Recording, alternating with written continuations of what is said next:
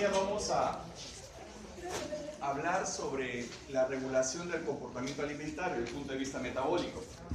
Hasta ahora ustedes ya a estas alturas deben comprender perfectamente cómo es la digestión, la absorción, el transporte, el almacenamiento y las funciones que cumplen los carbohidratos, los lípidos y las proteínas, ¿de acuerdo?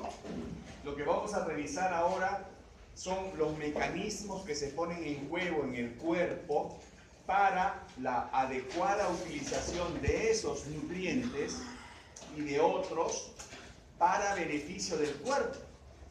Porque ustedes comprenderán, el cuerpo tiene que tener la habilidad suficiente, funcional, para manejar todos esos nutrientes que entran a su organismo para que estos tengan los efectos deseados, ¿no? Entonces, nosotros tenemos que ver con este conjunto de funciones que vamos a comenzar a analizar, que es la conducta alimentaria. Porque la conducta alimentaria de cada persona, si es una conducta alimentaria saludable y sobre todo correlacionada a la fisiología del cuerpo, eso va a permitir que el funcionamiento del cuerpo sea óptimo.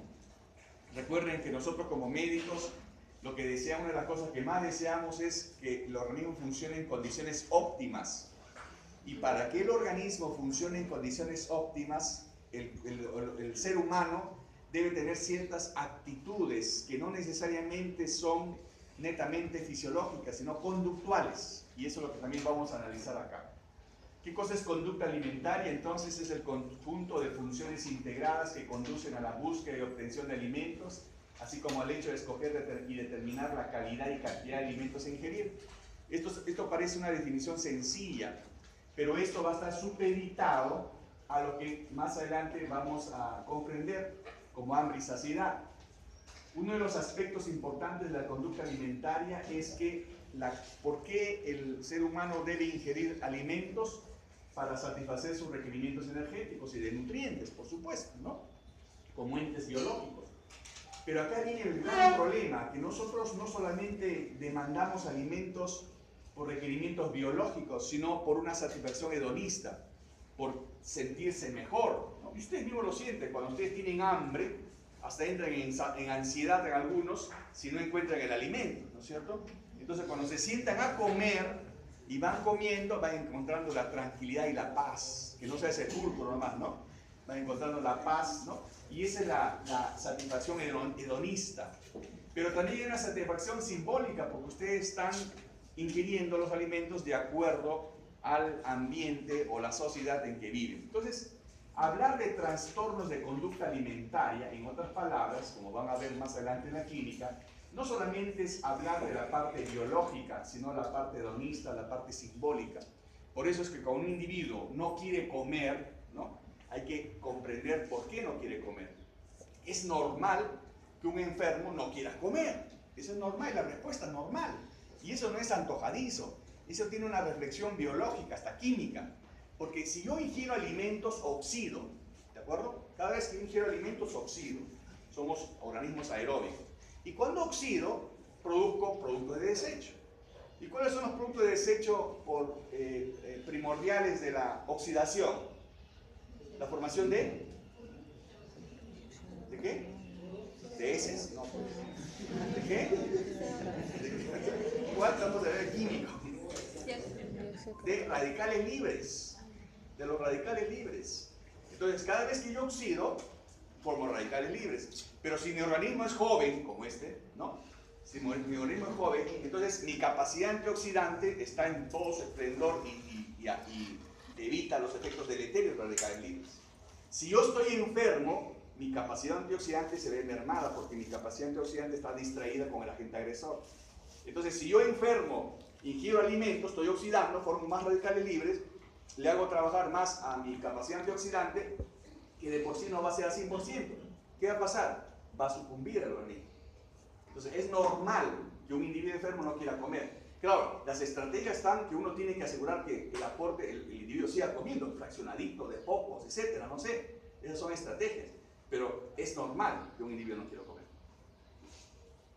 Si hablamos de grupos etarios, es normal que el anciano quiera comer menos, ¿no? Ustedes han visto, a veces el abuelo, oye, dale de comer al abuelo, se está adelgazando, ¿no? Dice, no come, el abuelo no come en la noche, ¿no? A la justa es un cuáquer. ¿Eso es así? Lo que pasa es que la fisonomía, es bien difícil encontrar una persona de 90 años obesa, ¿no? ¿Ustedes han visto una persona de 90 años obesa? Quizás excepcionalmente, ¿no? Yo de todos mis tíos abuelos, solamente uno, pero que está con artrosis, no puede ni moverse por tanto peso que tiene, ¿no? Pero lo demás, ustedes ven, todas las personas de 90 años son generalmente delgados, o no son obesos en todo caso, ¿no? Y eso tiene que ver mucho con la etapa fisiológica que están viviendo. ¿Por qué el bebito come cada 2-3 horas? Eso también tiene una explicación fisiológica, porque el bebito está en pleno crecimiento. Entonces, ¿y cómo asegura su crecimiento acelerado en el primer año de vida? Porque al comer rápido, no rápido, sino al comer más frecuente, hace etapas postprandiales más frecuentes, y como yo le dije la vez pasada, la etapa postprandial es el único momento donde el ser humano hace anabolismo, hace síntesis. Por eso es que hace comidas más frecuentes. Conforme uno va creciendo, las comidas son más lejanas y la etapa postprandial es menos necesaria. Entonces es muy importante todos estos detalles que van más allá de los biológicos. Eso implica que un individuo debe tener una conducta que asegure, según la etapa que va pasando, estos requerimientos. Entonces, si rescatamos los tiempos de la nutrición, esto vamos a comenzar a comprender qué es lo que hemos estado haciendo en el curso, ¿no? Nosotros hemos visto en un primer momento cómo el organismo maneja los alimentos, ¿no? Cómo los digiere, cómo es que se convierten esos alimentos o estructuras complejas en estructuras más sencillas para que se absorban, ¿no es cierto? Esa es la digestión de alimentos. Pero también hemos visto el segundo tiempo, qué pasa con los nutrientes que salen de esos alimentos y son oxidados y utilizados por las células, y cómo esto origina productos de desecho. Por ejemplo, la urea, en el caso de la proteína, por ejemplo, el CO2 o el agua, ¿no? Que son productos que muchas veces se eliminan por diferentes emultorios, ¿no? Este orden hemos seguido en cada grupo de macronutrientes. Entonces, pero vamos a ver ahora cómo es que se regula todo este proceso. ¿En qué momento tengo hambre? ¿En qué momento tengo saciedad? ¿En qué momento yo tengo necesidad imperiosa de ingerir alimentos? ¿O en qué momento se convierte eso en una gula, ¿no? Porque eso ya va más de lo biológico, ¿no? Por ejemplo, cuando uno come rápido, eso implica algunas repercusiones biológicas, como vamos a describir más adelante. Bien, entonces, pero definamos qué es hambre y apetito. El hambre es una necesidad fisiológica. En cambio, el apetito es más selectivo. ¿Qué quiere decir? Que el apetito se despierta frente al alimento, ¿de acuerdo? Por ejemplo, acá todos tienen cara de satisfacción porque ya han almorzado seguramente, ¿no?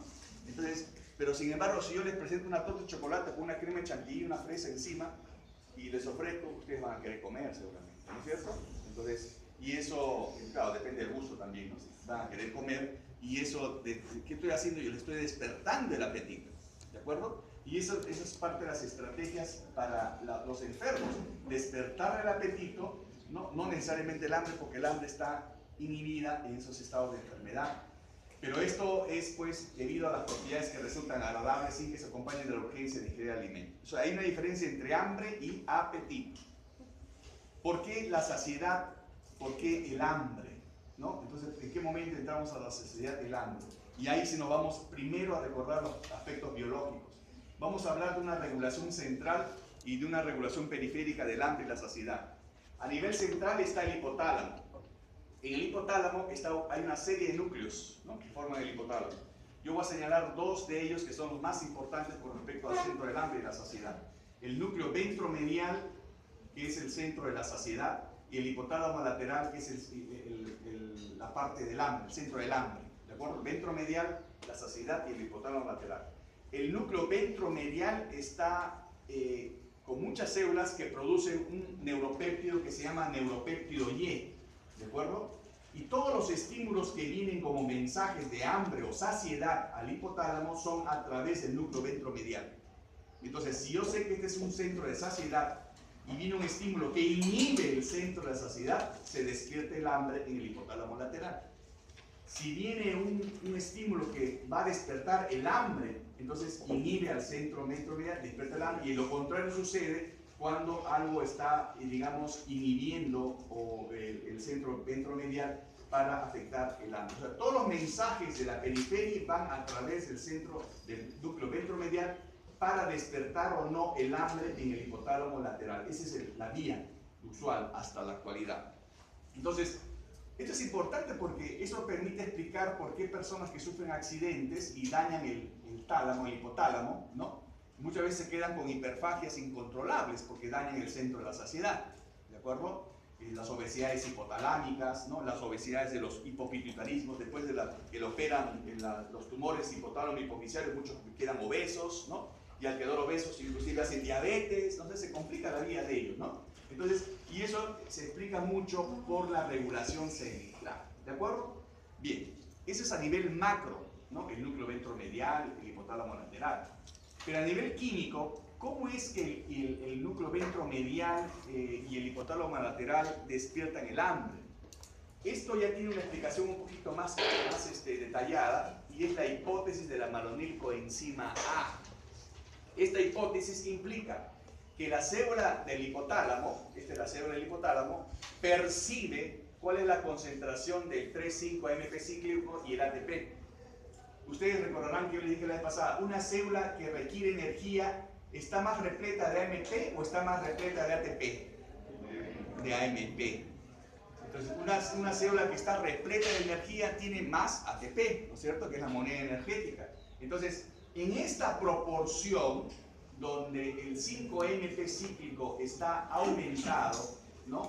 Y el ATP está disminuido, es decir, una célula hambrienta, ¿cómo se despierta el hambre en el organismo? Este aumento de la proporción 5-AMP-ATP activa una quinasa, que es una quinasa que se activa por el AMP. Al aumentar el AMP, se activa esta quinasa activa por el AMP. ¿Qué es lo que hace esta quinasa? En dos reacciones.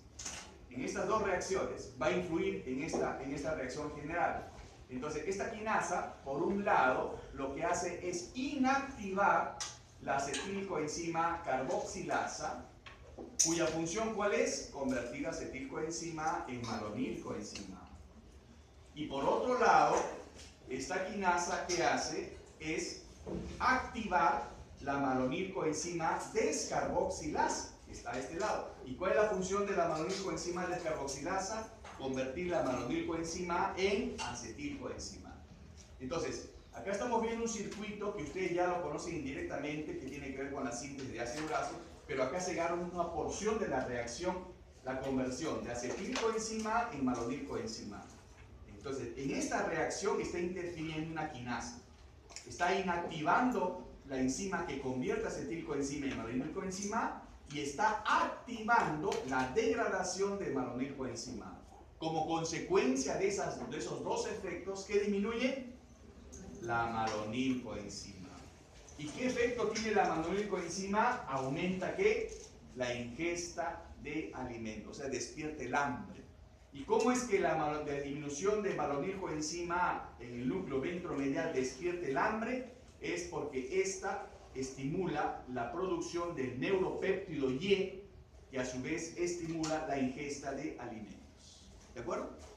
Entonces, repito, el aumento de la proporción AMP-ATP despierta una quinasa y la quinasa afecta la formación de malonilcoenzima A. ¿Cómo? Disminuye la malonilcoenzima A. Y la disminución de malonilcoenzima A estimula al neuropéptido Y que está en el núcleo ventromedial y esto aumenta la ingesta de alimentos. No se olviden, el neuropéptido Y es el que despierta el hambre. Recuerden, el neuropéptido Y es el péptido orexígeno más potente que existe en el cuerpo, el neuropéptido Y, ¿de acuerdo? Entonces, de esta manera, la hipótesis de la malonilcoenzima nos trata de explicar cómo a nivel central se regula el hambre o la saciedad, porque lo inverso va a aumentar la malonilcoenzima y va a inhibir la ingesta de alimentos. ¿De acuerdo? La hipótesis de la malonilcoenzima. En este esquema, ustedes ven claramente cómo están los péptidos, otros péptidos orexígenos, además del neuropéptido Y, está el péptido regulador de agouti, y por otro lado los péptidos anorexígenos, por ejemplo, el POM, que es la proopiomelanocortina, o la alfa-melanoestimulante, que son hormonas normalmente, pero que son péptidos, considerados péptidos anorexígenos. Inclusive hay una mutación del POM, de la propiomenorcortina, ligada a obesidad. Porque como no provoca anorexia, provoca el hambre, ¿no? Y son niños obesos, con retardo mental, cabellos claros, ¿no? Hay una patología bien clara con deficiencia de la propiomenorcortina. Y así hay una serie de alteraciones. Miren cómo esta vía del acetilcoenzima A con la malonilcoenzima, cómo afecta la proporción entre orexígenos y anorexígenos. Si yo realimento al sujeto, activo la formación de acetilcoenzima, ¿en qué? En malonilcoenzima. Sucede lo contrario. El aumento de malonilcoenzima, ¿qué produce? Disminución del neuropéptido y aumento de proopiomelanocortina, que es el POM, la proopiomelanocortina, y eso que disminuye la ingesta de alimentos. ¿De acuerdo? Entonces, esto demuestra lo coordinado que es biológicamente entrar en hambre y entrar en saciedad. ¿Qué es lo que distorsiona eso? Distorsiona el ambiente, la actitud del hombre, la conducta, etc.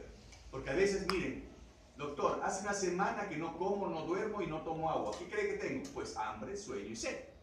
¿No es cierto? Uno puede definir en qué momento tiene hambre, en qué momento tiene sed, ¿no? En qué momento tiene sueño, pero no comprende el contexto de lo que dice. Entonces, esa es la habilidad del médico, en comprender por qué el sujeto tiene hambre, por qué el sujeto tiene sueño, o por qué un sujeto tiene exceso de sed. Entonces, esa habilidad es comprendiendo primero la parte biológica y después la parte conductual, que como vamos a ver, también influye en la parte biológica, ¿no? Hasta nanismo hay niños que no crecen por la parte psicosocial, lo llaman nanismo psicosocial. Por otro lado está la anorexia nervosa, ¿no? Niñas que no quieren comer porque se ven gordas. O sea, hay una distorsión ya que va más allá de lo biológico y que ustedes tienen que comprender en este sentido.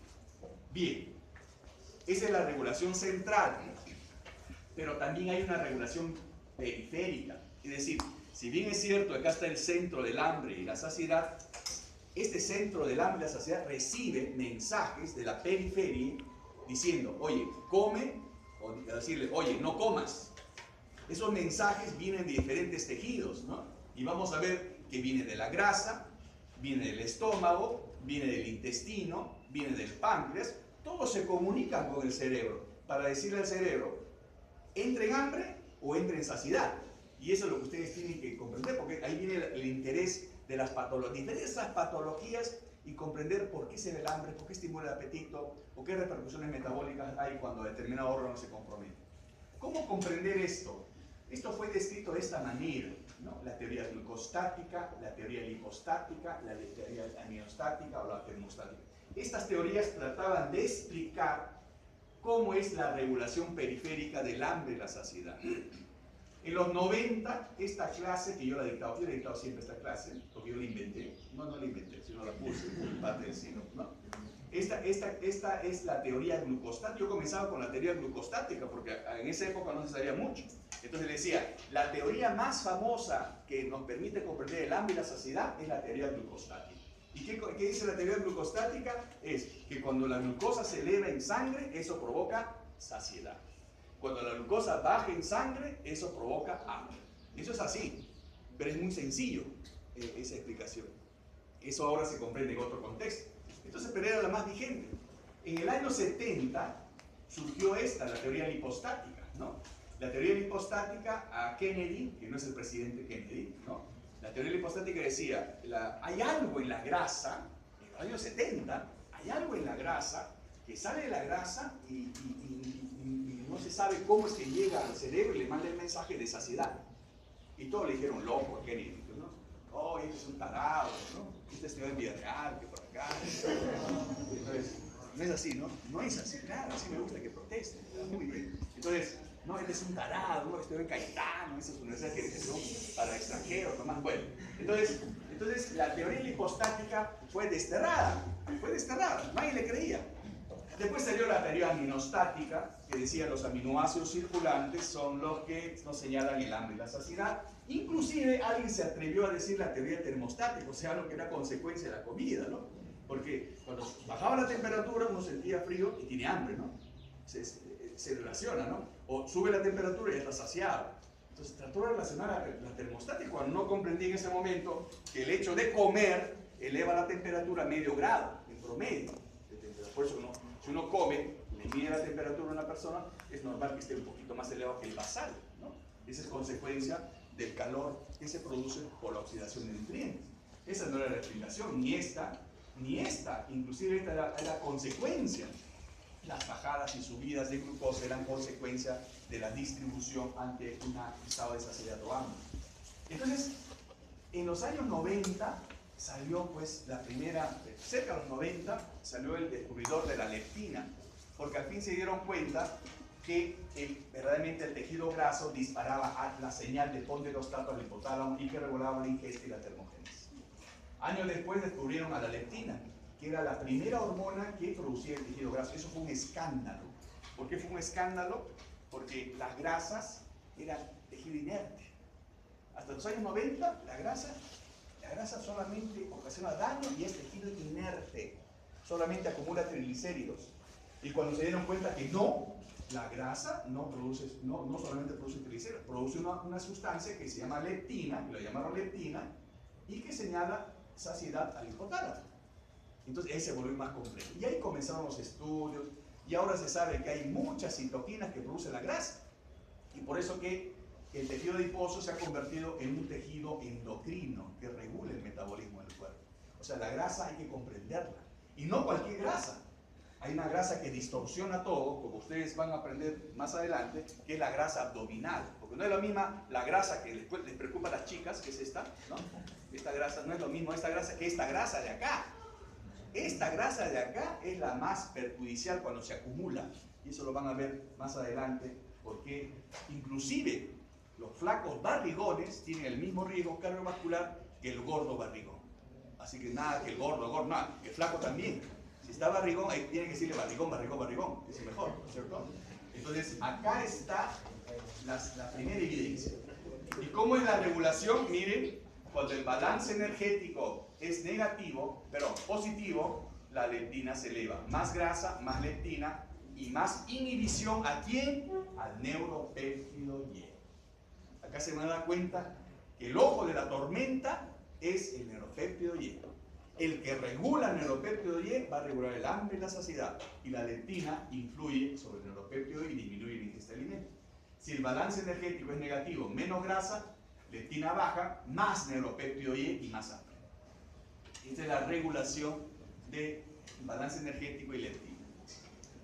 ¿Cómo se produce la leptina? En la grasa. ¿Y cómo se produce? Codificado, lo descubrieron con un gen, ¿no? Pero este gen le pusieron GOB porque estaba relacionado a la obesidad. Mediante un ARN mensajero, la leptina se produce y circula y llega ¿a dónde? Al receptor que está en el núcleo ventromedial, donde inhibe a la ingesta de alimentos a través del neuropéptido Y. ¿De acuerdo? Este es en el tejido adiposo. ¿Cómo se produce en realidad? Esto es bien sencillo, por eso es importantísimo. Miren, las vías metabólicas son las mismas. Ya me parece que fuera anatomía, ¿no? La cabeza está en su sitio, el hígado está en su sitio, no cambia, eso está en su sitio, lo difícil es recordarlo, ¿no? Y lo importante aquí en las vías metabólicas, que no es pues comparable a eso, sino que están en pleno dinamismo, es comprender por qué se bloquean o se activan algunas vías, ¿no? La célula adiposa, ustedes saben que vive de la glicólisis, ¿no es cierto? Hasta el núcleo está a un lado, ¿no? Para hacer espacio al citosol, porque el núcleo está a un lado, entonces más citosol, más actividad glicolítica. ¿Y por qué le interesa más actividad glicolítica? Porque la glucosa, al entrar a la vía glicolítica, forma dihidroxicetona-fosfato y de ahí forma glicerol 3-fosfato, que es el alcohol ante el cual anclan los ácidos grasos que entran, ¿no es cierto? Y forman los triglicéridos. Pero ¿qué pasa cuando hay exceso de oferta? Y el adiposo también se defiende. ¿Cómo se defiende? Entra glucosa, entra ácidos grasos. A la entrada excesiva de ácidos grasos bloquea la glicólisis. Bloquea la glicólisis, el exceso de ácidos grasos. O sea, teóricamente se bloquea la glicólisis y al acumularse la fructosa 6-fosfato, ustedes van a recordar lo que decía el profesor Saldívar, el efecto de concentración de sustrato activa una enzima. ¿No es cierto? ¿Y qué hace? Activa una enzima. Pero una enzima que no tiene nada que ver con la glucólisis, sino que tiene que ver con la vía de formación, la vía de las glucosaminas, que es otra vía paralela. La fructosa 6-fosfato se desvía a las glucosaminas, y dentro de estas, el intermediario más importante es la uridindifosfato N-acetilglucosamina, acá, formado de intermediario, de la vía glucosamina. ¿Y esta por qué? Porque estimula el GMO-B para que produzca leptina y la leptina sale. O sea, el exceso de ácido graso produce leptina. Y eso es lo que provoca saciedad en el núcleo ventromedial. Miren qué interesante, entonces es el papel de la leptina.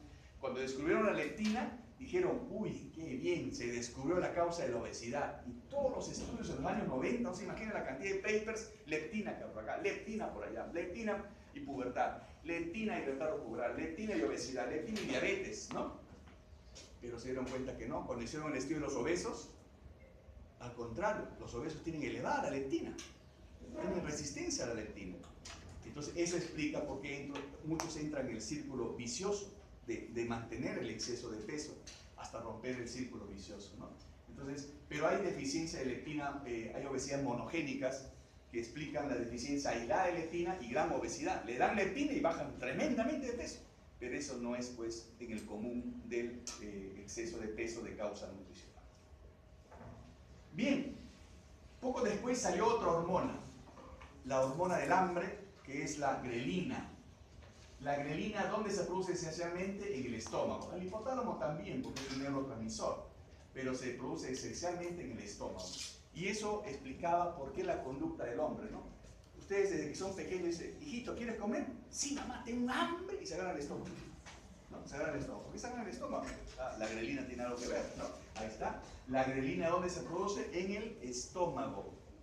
¿Y qué cosa induce? La secreción de hormona de crecimiento, en el niño especialmente, induce el apetito y estimula ¿qué cosa? El neuropéptido Y. O sea, ¿qué estimula? El hambre, el neuropéptido Y.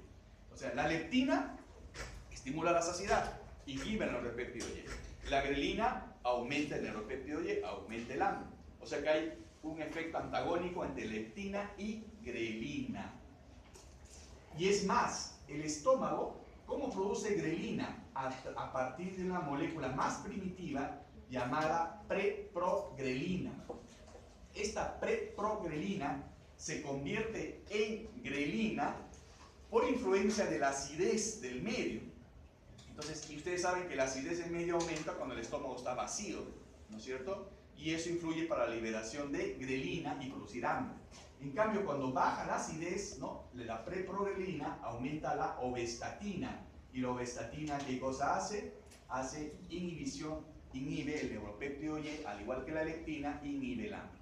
O sea, quiere decir que el estómago manda el mensaje. O sea, había algo real con tocarse el estómago, ¿no? Ah, ya estoy lleno. Está bien, es ovestatina, ¿no? Ah, tengo hambre. La grelina, ¿no? Es decir, tenían razón cuando se tocaban el estómago, cuando no se sabía que el estómago también producía sustancias que regulan a nivel central la condición de hambre y saciedad. ¿De acuerdo? Bien, entonces la grelina, en un balance energético positivo, la grelina baja, inhibe al neuropéptido Y y disminuye la ingesta de alimentos. En un balance energético negativo, la grelina elevada aumenta el neuropéptido Y e incrementa el hambre. ¿De acuerdo? Entonces miren cómo las figuras cambian con respecto a la grelina. Así que la comunicación celular es importante. Entonces, Jimmy, contéstame por favor. Entonces, cada célula tiene que tener una respuesta, ¿no? Un organismo bien coordinado no tiene problema. El problema es cuando no coordina, ¿no? Cuando los mensajes no coordinan. Eso ustedes lo van a ver en una serie de ejemplos y en serie de enfermedades. Cuando no hay coordinación, ahí entra el individuo en estados de enfermedad. Y este es el famoso neuropéptido Y. Es el neuropéptido Y, que es la central, ¿no?, orexígena, ¿no? Este es un neuropéptido formado por residuos de tirosina a cada extremo de las moléculas, ¿no?, formado por 36 aminoácidos. Se colocaliza con las catecolaminas en el sistema nervioso central, ¿no? Funciona como neurotransmisores, ¿no? La función es un potente estimulante del apetito, pero al parecer también estimula el apetito selectivo para alimentos ricos en carbohidratos, inhibe la secreción de GH, TSH, prolactina y LH. ¿De acuerdo? El famoso neuropéptido Y. En gran cantidad, ¿en dónde? En el núcleo ventromedial. Y estos son cuadros donde ustedes ven efecto de la ingestión de alimentos.